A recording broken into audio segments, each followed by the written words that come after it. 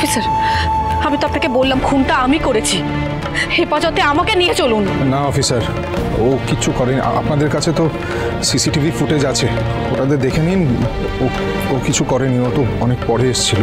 আমি সিনেমার শুরু থেকে ক্লাইম্যাক্স পুরোটাই জানি মিস্টার বসু মল্লিক। আপনারা একটা ক্রাইম থ্রিলারকে রোম্যান্টিক সিনেমা বানিয়ে ফেলছেন, একে অন্যের হয়ে খুনের দায় কাড়াকাড়ি করছেন। সত্যি এই যুগে এমন ভালোবাসা দেখা যায় না। মিস্টার বসু মল্লিক, আপনি চলুন, চলুন এখান থেকে, চলুন যান। আমি আমার কথা শোনো সুধা, তুমি চলে গেলে হবে না।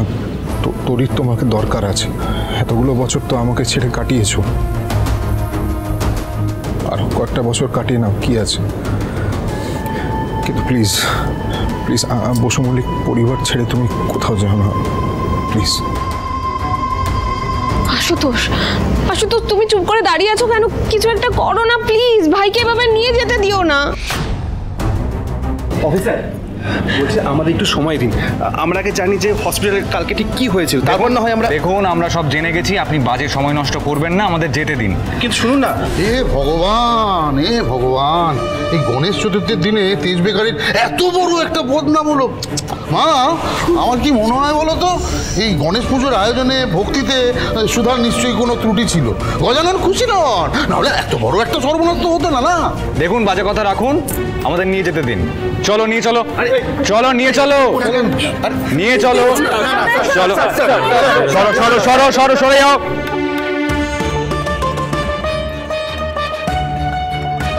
ভক্তি, নিষ্ঠা, ভালোবাসার অনেক পরীক্ষা দিয়েছি গজানন, আজ তোমার পরীক্ষা। আমি মন থেকে তোমায় পুজো দিয়েছি, এই পুজো, এই ভক্তি তুমি বিফলে যেতে দিও না গজানন, দিও না।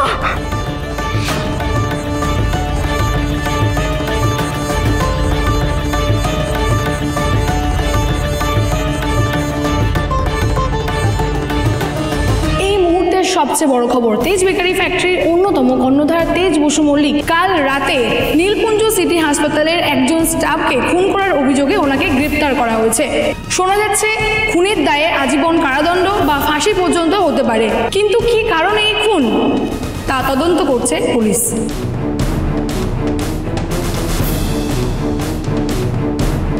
Sir sir sir sir sir আমাদের তেজ দাদাবাবু এরকম কাজ করতেই পারেন না। স্যার উনি ভীষণ ভালো মানুষ, আমরাও ওনাকে কোথাও নিয়ে যেতে দেবো না। আপনারা সরে যান, সরে যান এখান থেকে, সরে। ওদের আটকাবে না, এভাবে ধাক্কা দেবে না। তেজ, তেজ না অফিসার, তেজ নির্দোষ, ওকে কোথাও নিয়ে যাবেন না অফিসার। তেজ কিচ্ছু করেনি, ও নির্দোষ। সুধাময়ী ম্যাডাম, আপনার কি মনে হয় এই খুনের অভিযোগ সত্যি? তেজ বসু মল্লিকের সাথে নিহত নবীন দাসের কি সম্পর্ক? কেন উনি খুনটা করতে গেলেন? না না, তেজ কোনো খুন করেনি, তেজকে ফাঁসানো হচ্ছে, এর সবটা একটা ষড়যন্ত্র। কিসের বেসিসে এটা বলছেন? আপনার কাছে কোনো প্রুফ আছে যে আপনার স্বামী নির্দোষ? আমি প্রুফ করবই, আর যতদিন না প্রুফ করতে পারছি ততদিন তেজ বেকারির গজানন বিসর্জন হবে না। এটা একজন স্ত্রীর প্রতিজ্ঞা। আমি কথা দিচ্ছি, আমার স্বামীকে আমার কাছ থেকে আর কেউ কেড়ে নিতে পারবে না, কেউ না।